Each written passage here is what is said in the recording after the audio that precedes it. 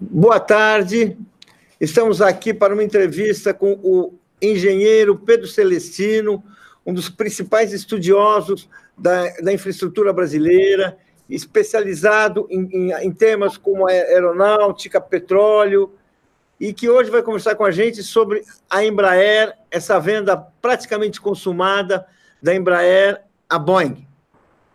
Boa tarde, Pedro. Como é que está? Vamos aí, sobrevivendo.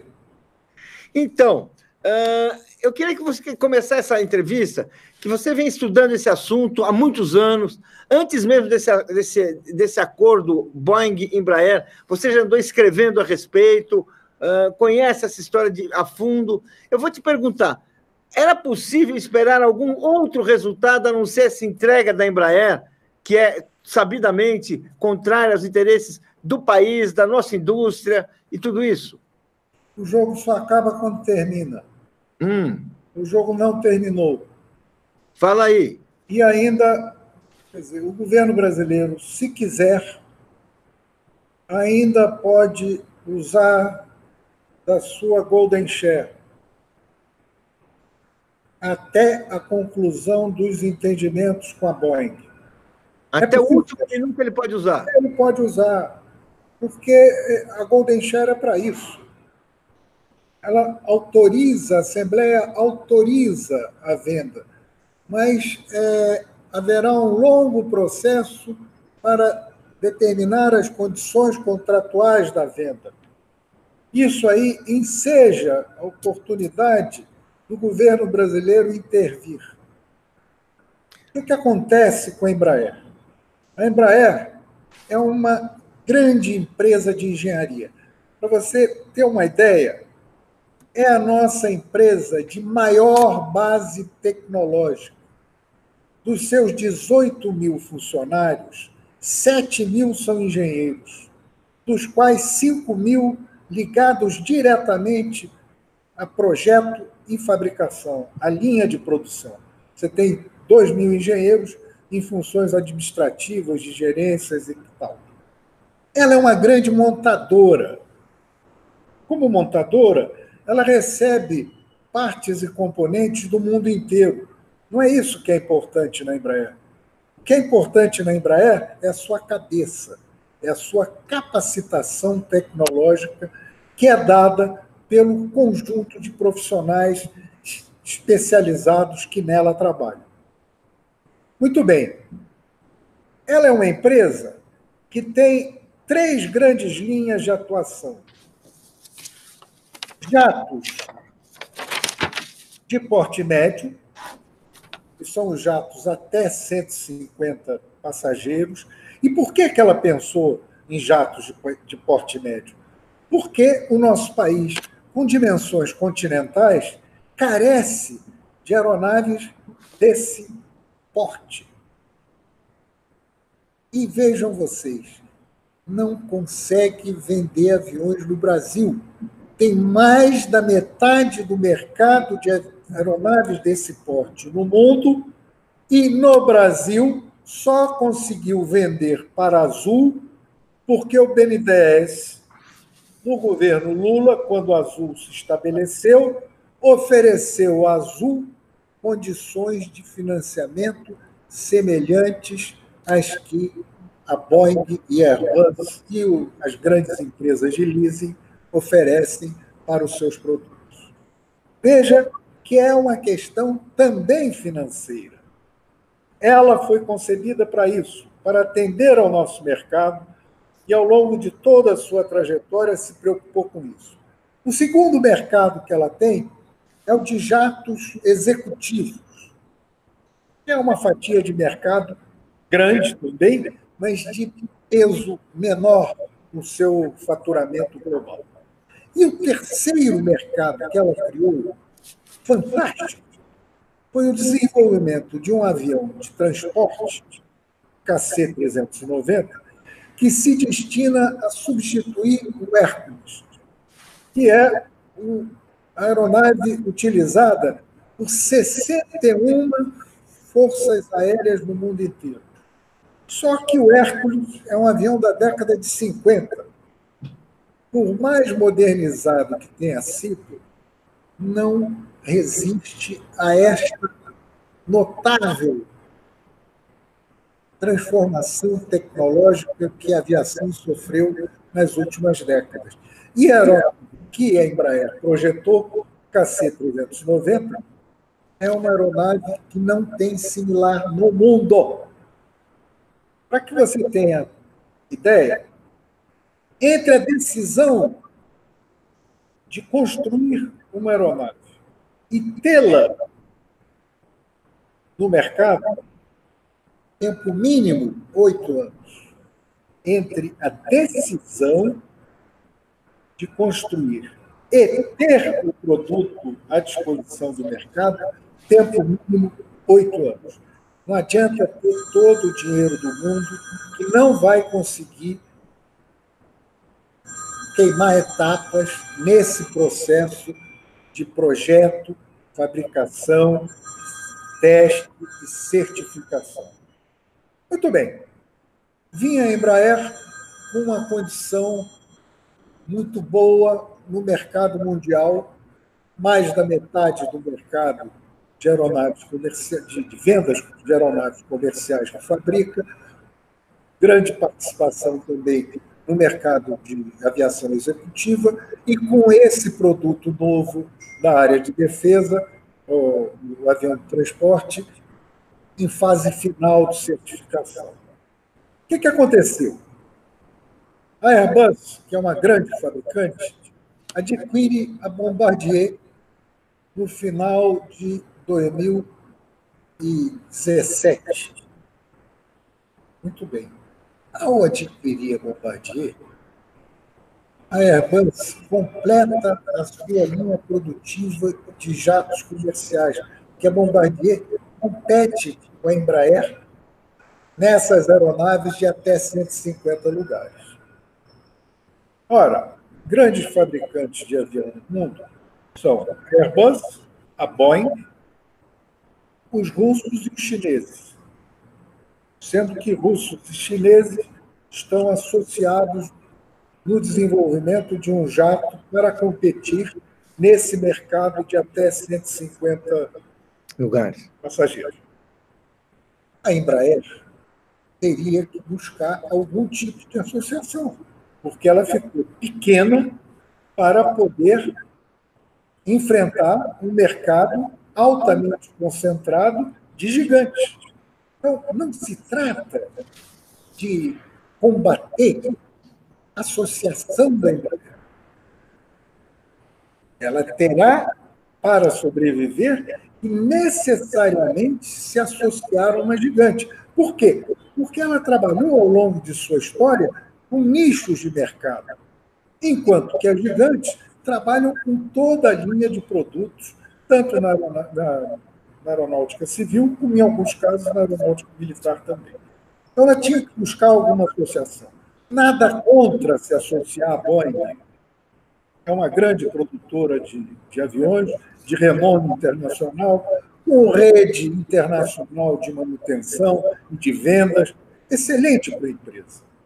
Associação. O que é lesivo ao interesse nacional é a venda de ações. Que é isso que está... Só para o espectador entender. E é isso o que está se colocando, que se discutiu, que os acionistas aprovaram ontem. Aprovaram a venda da empresa. Tá. O que levará à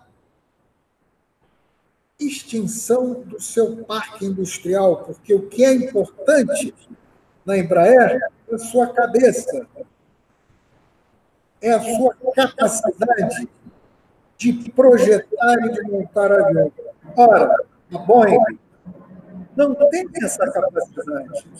E ela, para competir com a Airbus, compra a Embraer, vai competir no mercado de aeronaves de até 150 lugares. A Boeing não tem o avião cargueiro, o KC-390, e ela vai passar a vender este produto no mundo inteiro, poupando 8 anos de trabalho, de tempo e de dinheiro para poder entrar nesse mercado. A Embraer poderia se associar a Boeing em termos de parceria, sem vender ações. Como é que seria essa parceria? Porque eu acho que ela já fez outras vezes, existe uma tradição no mercado de aeronáutica de se fazer parcerias. Qual que seria a parceria da venda de ações? Olha, parceria com a Boeing. 2 parcerias. Parceria para utilizar a base de manutenção da Boeing no mundo inteiro. Para a Boeing é bom, porque significa mais aviões em serviços de manutenção permanente. Para a Embraer é bom, porque não investe nisso. Parceria comercial. Na venda desses aviões de 150 lugares. A Boeing tem um grande mercado, é muito maior que a Embraer. Então, dar à Boeing o direito de vender seus aviões, dar à Boeing o direito de vender, e até, eventualmente, de produzi-los nos Estados Unidos. Sob licença, enfim. Perfeito. É uma ação boa para os acionistas e uma ação boa para a empresa, porque aumenta seu faturamento. Parceria comercial. Parceria, os 2 lados ganham. E o que aconteceu foi a captura da empresa. E por que aconteceu essa captura? Eu queria que aí o senhor falasse disso, o senhor que é um estudioso, um lutador.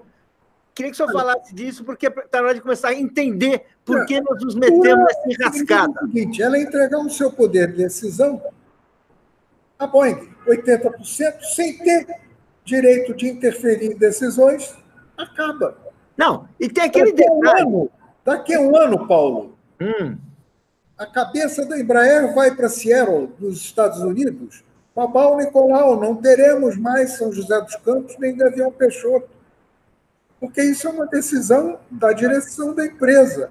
Ela não tem mais condições de influir nos rumos da empresa. Veja só, a Dassault chegou a ser sócia da Embraer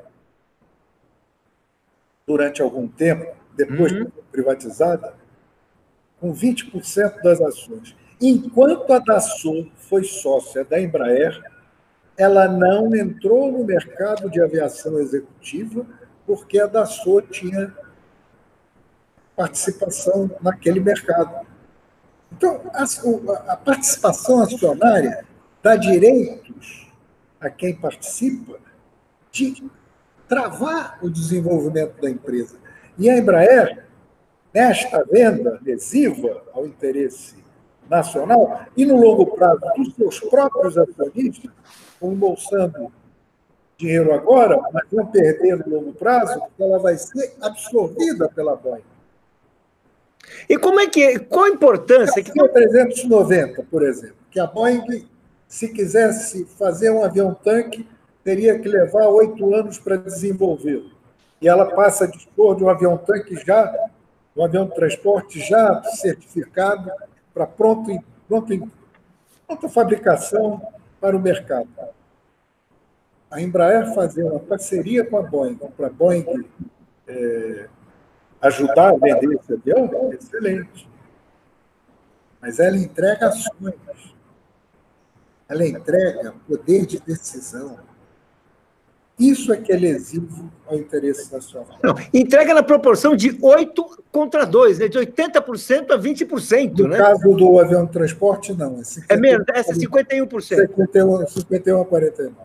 Mas agora... entregou. Isso é uma entrega, porque em parceria você não dá meio a meio. Por que vai dar meio a meio se você que desenvolveu o avião? Quer dizer, se fosse para dar, era para dar 80 a 20. Do lado da defesa. Mas o que é mais grave aí? É que o avião foi desenvolvido com o lucro da venda comercial. A galinha dos ovos de ouro é o comercial. O comercial.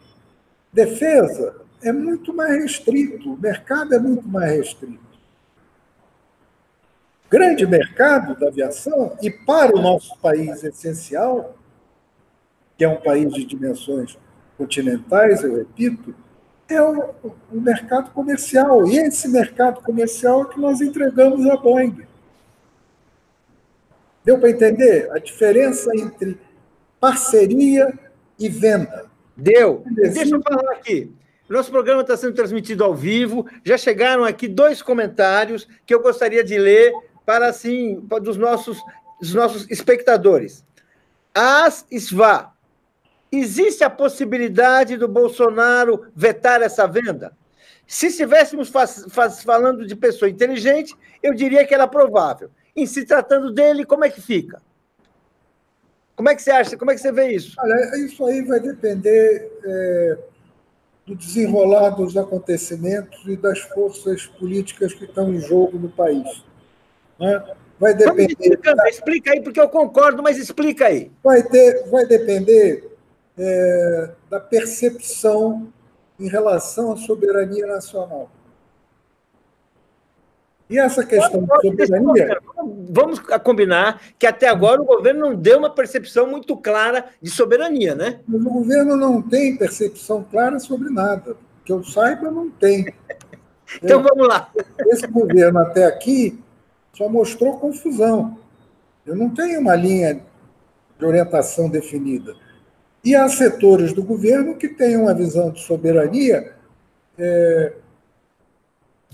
uns com subordinação e não de soberania, né? Vamos falar a verdade. Visão de soberania. Você tem aí, vai ter, inevitavelmente, um choque entre tendências, entre uma tendência neoliberal de absoluta alienação da soberania brasileira. Eu acho a visão do Paulo Guedes uma visão caricata do neoliberalismo, porque significa nos remeter à condição de fornecedores de matérias-primas, nos remeter à condição das primeiras décadas do século passado, não tem o menor compromisso com a indústria, com o desenvolvimento, com a engenharia, tem o compromisso em alienar patrimônio. Mas você tem também outras forças políticas e econômicas que se contrapõem a esse desmonte. Veja, por exemplo, o que estão fazendo com a Petrobras.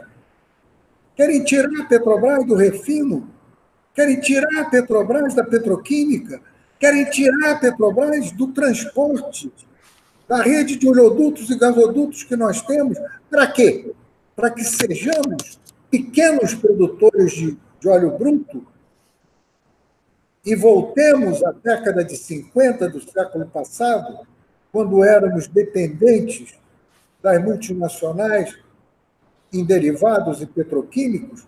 Como desenvolver o país sem ter controle sobre energia, sobre insumos?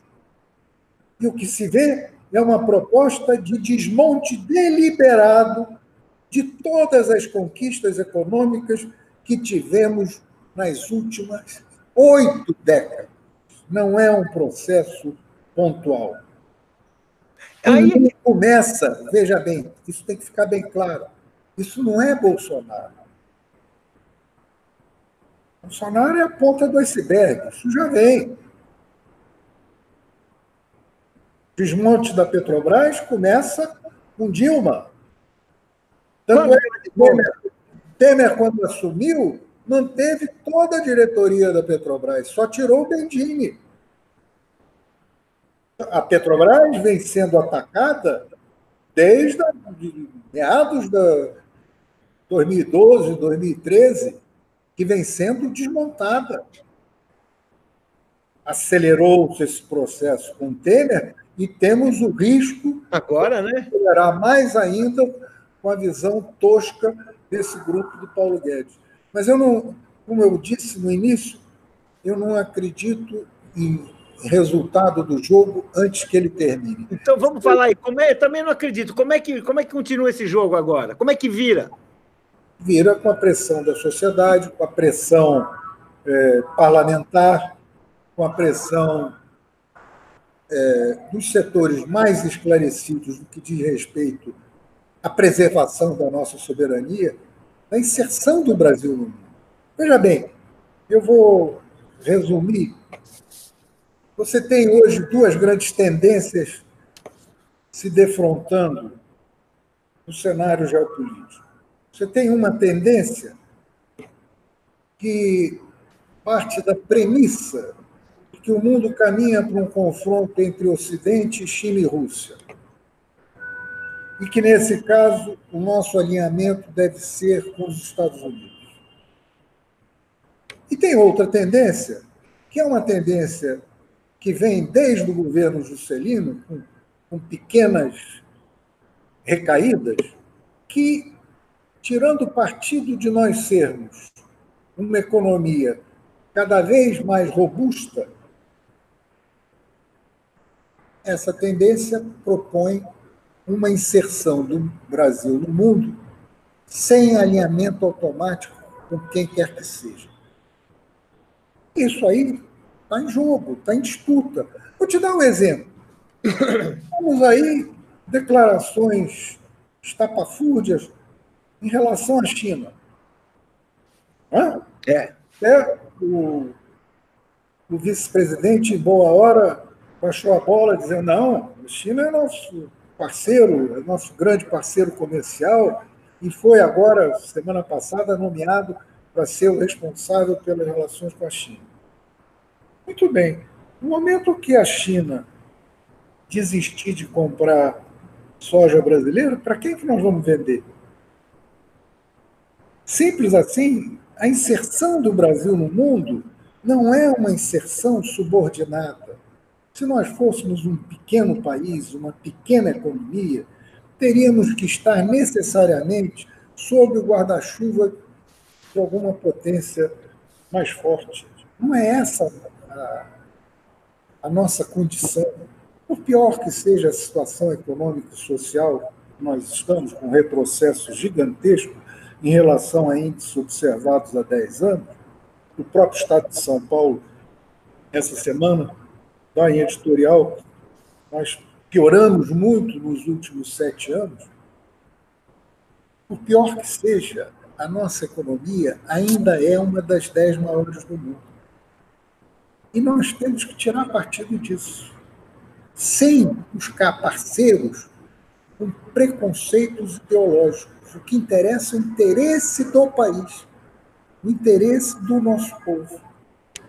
É aquela noção de que os países não têm ideologia, eles têm interesses. No sentido do seu desenvolvimento, do seu crescimento, da melhoria do povo. Eles não têm. País não tem isso, quem tem isso é governo. Quem tem isso não é o país que tem. Claro, né? Claro. Essa opção, que a gente sabe que é uma opção anti-indústria, contestar 80 anos, quer dizer, contestar o Brasil de 30, né? É disso que nós estamos falando, né? Isso, o Brasil de 30. Industrialização e tudo isso. Agora, fazer isso para realizar esse projeto de desconstrução nacional, é assim, o senhor concorda que isso é submeter o Brasil a uma destruição poucas vezes vista na história, arrasar um país? Quase que só em guerra se consegue isso. Eu não vi isso ao longo da minha vida, eu não vi situação tão dramática quanto nós estamos vivendo. Por quê? É um processo de desconstrução sistemática. Nós já tivemos diferentes governos e regimes de 30 para cá. E a linha que prevaleceu ao longo dessas 8 décadas foi a de proteção do interesse nacional. Cedo ou tarde era a linha que prevalecia, né? E agora não há, do ponto de vista da formulação econômica, qualquer precaução em relação à defesa do interesse nacional. Veja o seguinte, se não fosse o BNDE, criado em 1952, segundo o governo Vargas, nós não teríamos tido o ciclo de industrialização enorme que tivemos entre os anos 50 e 80, nem teríamos construído essa infraestrutura extraordinária que temos feita nas últimas 5, 6 décadas. Eles querem acabar com o BNDE.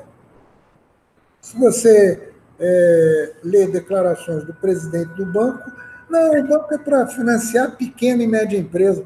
Não preciso do BNDE, me poupe para desenvolvimento, Banco de Desenvolvimento financiar pequena e média empresa.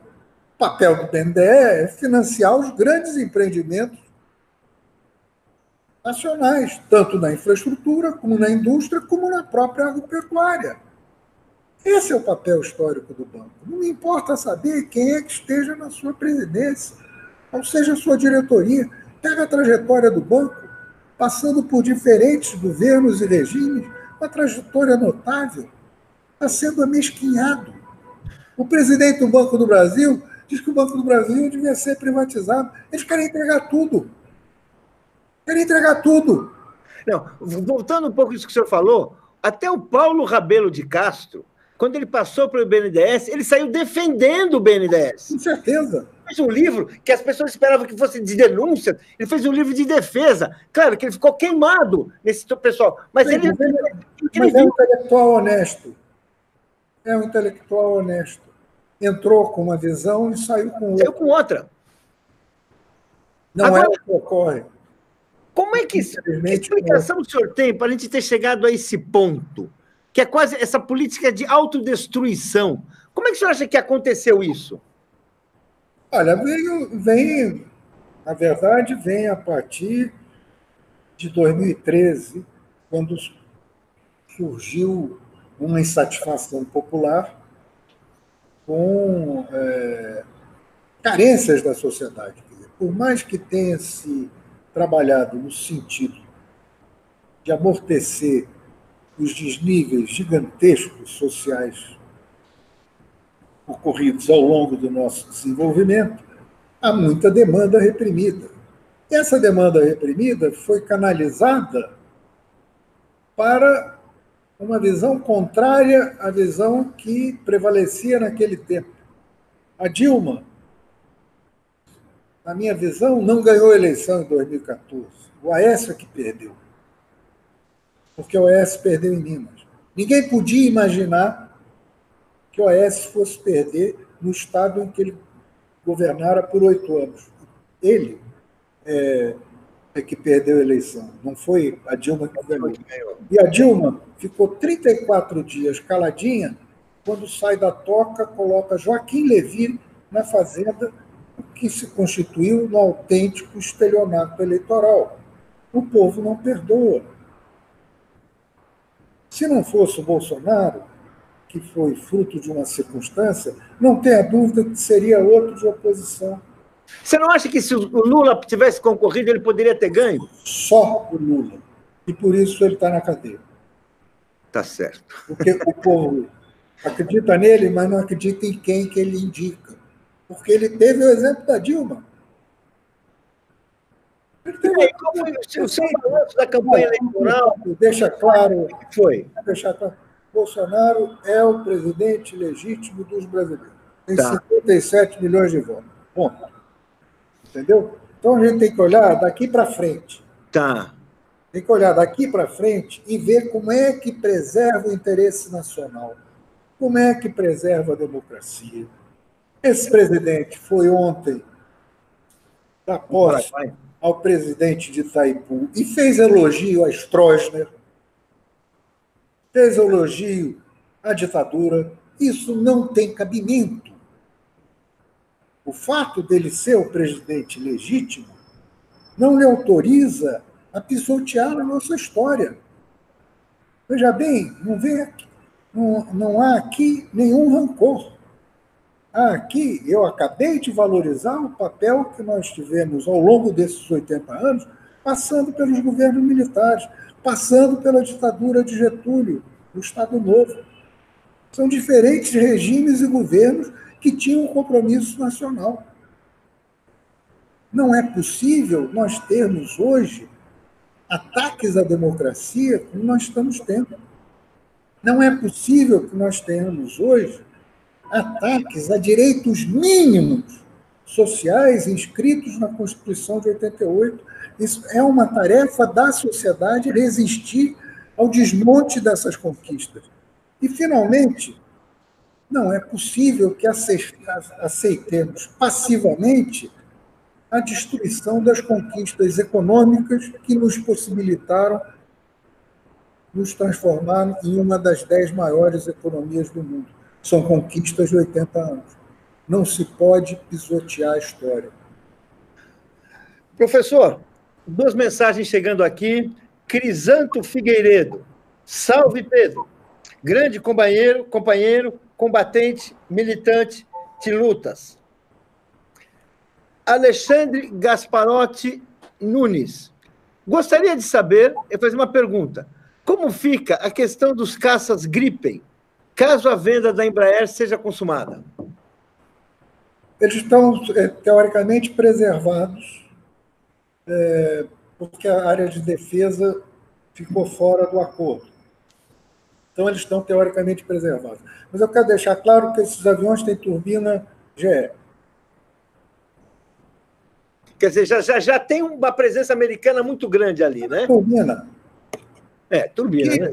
O que esses aviões possibilitaram foi a Embraer, a sua engenharia, se capacitar em avanços tecnológicos na área de projeto, na área de materiais. Quer dizer, a Embraer ganha.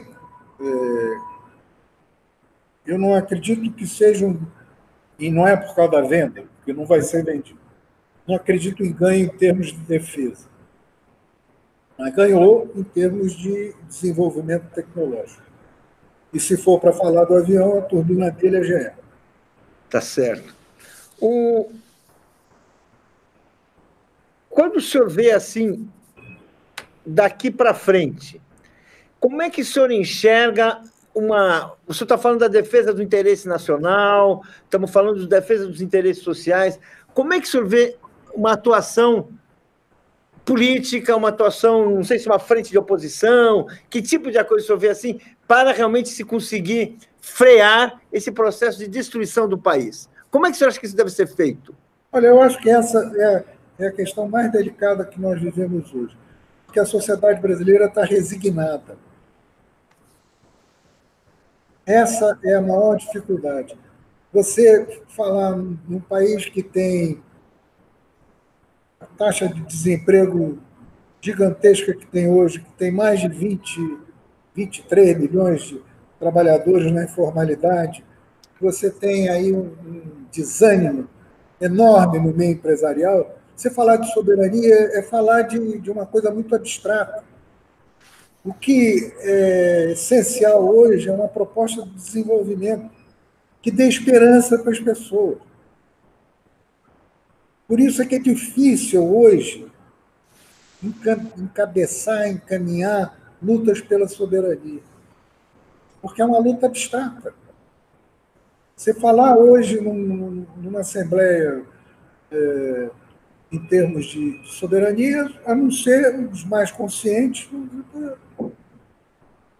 desde que tenha emprego para mim, né? vende a ilusão de que se desregulamentar tudo, se acabar com o Estado, se acabar com qualquer tipo de incentivo à indústria, vai ter emprego. Lembra do Temer com a reforma trabalhista? A reforma trabalhista ia ser a porta de acesso ao paraíso. O resultado está aí, está nos jornais de hoje. Não, porque não só perderam os empregos, como até perderam os sindicatos, né? Que poderiam lutar por empregos, porque eles foram massacrados, né? Com o imposto sindical, com o fim do imposto sindical. Teve um massacre que deixou todo mundo com a joga fora a criança, a água, a bacia, joga tudo. E não existe hoje uma proposta de construção. Construção nacional. Mas isso eu queria perguntar para o senhor, porque o senhor viveu um ciclo nacionalista mais importante. Momentos, inclusive, que havia um setor nacionalista dentro das Forças Armadas e fora das Forças Armadas também. O que aconteceu com isso? Olha, existe isso, continua existindo. Existe? Continua existindo na sociedade? Claro, continua existindo em todos os setores. Os militares são brasileiros como nós. As angústias que você tem, qualquer militar tem. Eu não divido a sociedade brasileira entre civis e militares. Eu acho que isso é uma esparrela que não interessa às nossas lutas. Os militares são tão brasileiros quanto nós. Até porque eles também são diferenciados, né? Mas nem todos são igual, né? Até por definição, eles têm que se preocupar com soberania. O que houve é que durante muito tempo perderam a capacidade de pensar o Brasil porque se preocuparam com o inimigo interno. e passaram a ter uma visão de soberania territorial, quando a soberania é muito mais do que a soberania territorial. É soberania econômica, soberania geopolítica, soberania em todos os sentidos. Então, na minha visão, o que nós temos que fazer nessa questão da soberania é buscar um entendimento com quem quer que se disponha a discutir nos termos que interessam ao nosso povo, que é os termos de assegurar ao país um desenvolvimento que gere empregos, um desenvolvimento que gere riquezas, um desenvolvimento que permita uma inserção no mundo soberana. Eu uso sempre, já usei aqui, até no 247, o exemplo da Nigéria. Está do outro lado do Atlântico, tem quase tantos habitantes quanto nós, dentro de 10 anos terá mais habitantes do que o Brasil, porque a sua taxa de natalidade é muito maior que a nossa, é um grande produtor de petróleo e é um barril de pólvora, porque não tem um projeto de desenvolvimento. O que nós carecemos hoje é de um projeto de desenvolvimento. Nós não temos um projeto de desenvolvimento. Por isso, o desencanto da sociedade. Já tivemos, de certa maneira, né?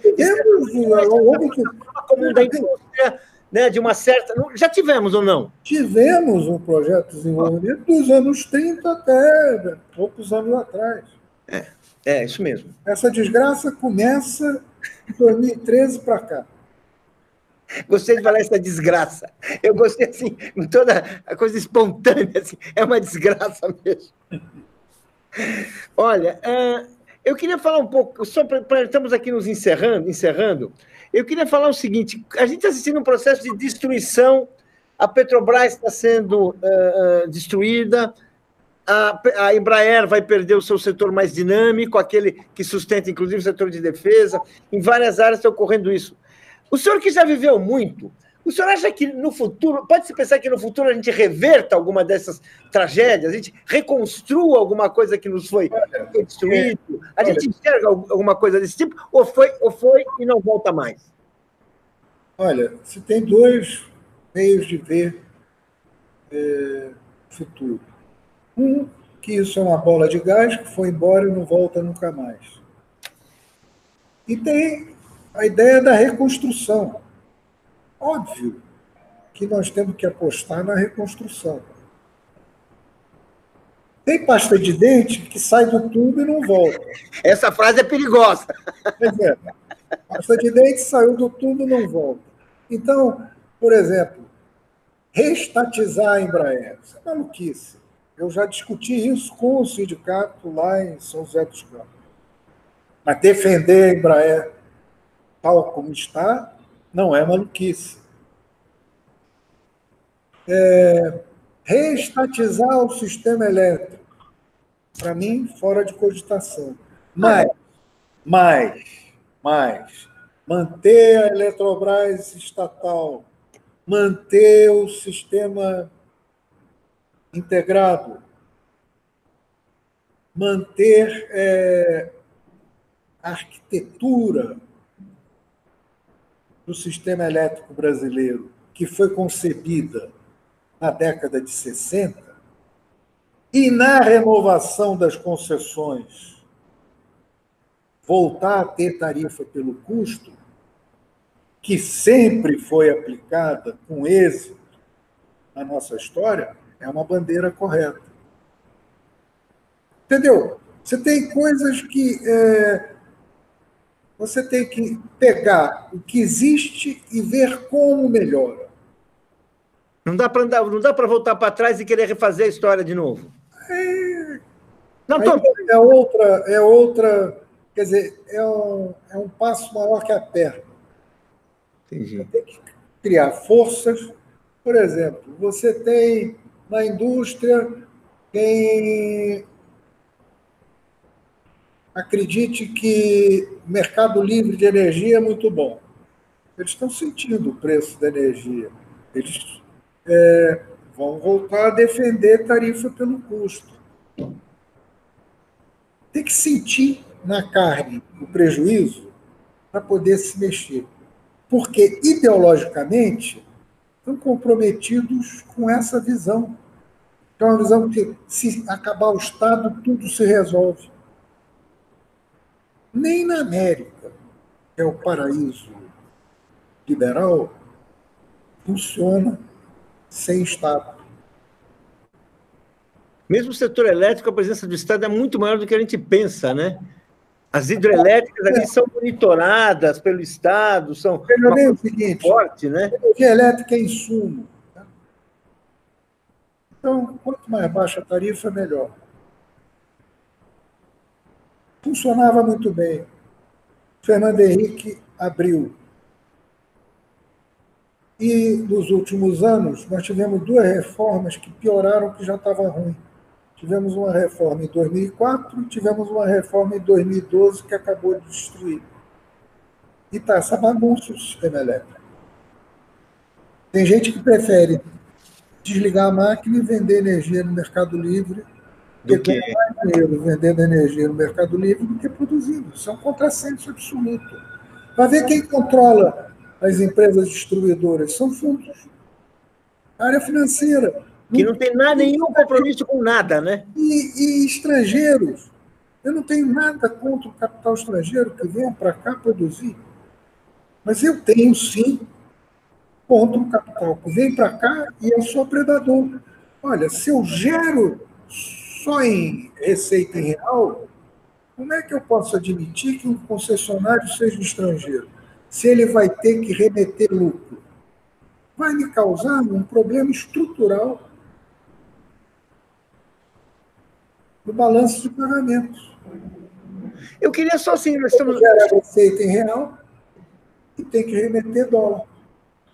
Eu queria fazer uma assim, nós estamos assim chegando ao final, foi uma conversa muito boa. Daqui a pouco nós teremos outras entrevistas aqui, mas tem uma questão que o senhor tocou que eu acho que dá para fechar e voltar para a Embraer.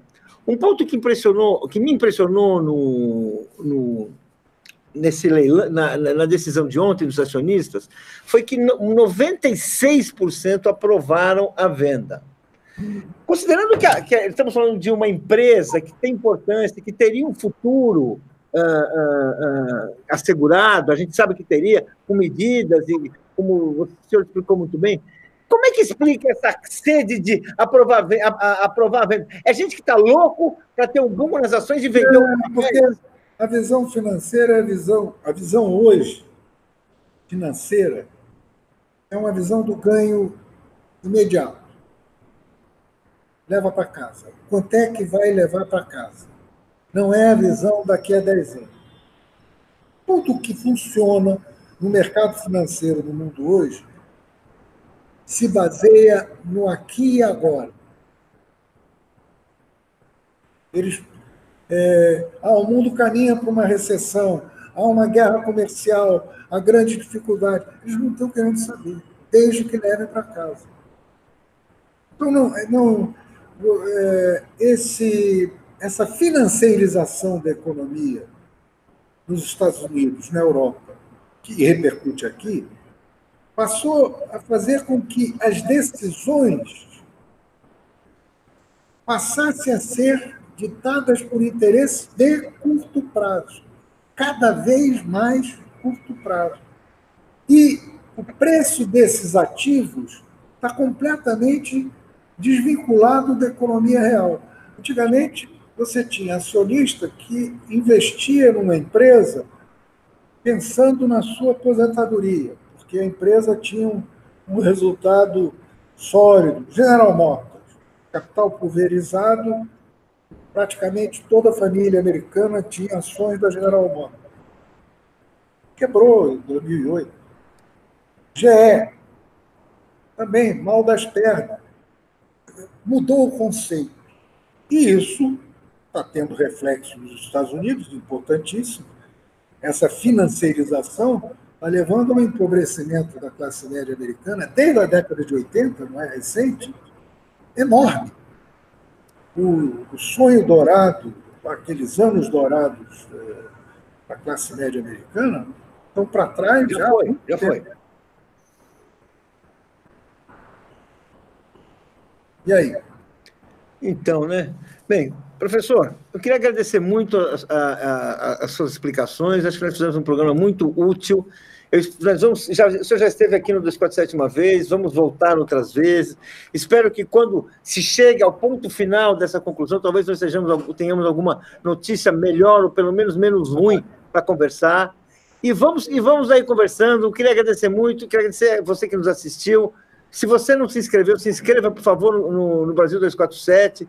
Nós também estamos numa campanha solidária. Se puder fazer uma assinatura solidária à TV 247, será muito bom. É um prestígio ao jornalismo independente que precisa de você. Eu sou Paulo Moreira Leite. Acabamos de ouvir o professor Pedro Celestino, que é um engenheiro, um líder dos engenheiros brasileiros, um combatente, como disse alguém que nos ouviu. Queria desejar uma boa tarde para todos e para você, professor. Muito obrigado. Estou sempre à disposição de vocês. Vocês cumprem um papel importantíssimo na imprensa brasileira de esclarecer com independência o que está ocorrendo pelo país e pelo mundo. Muito obrigado. Boa tarde.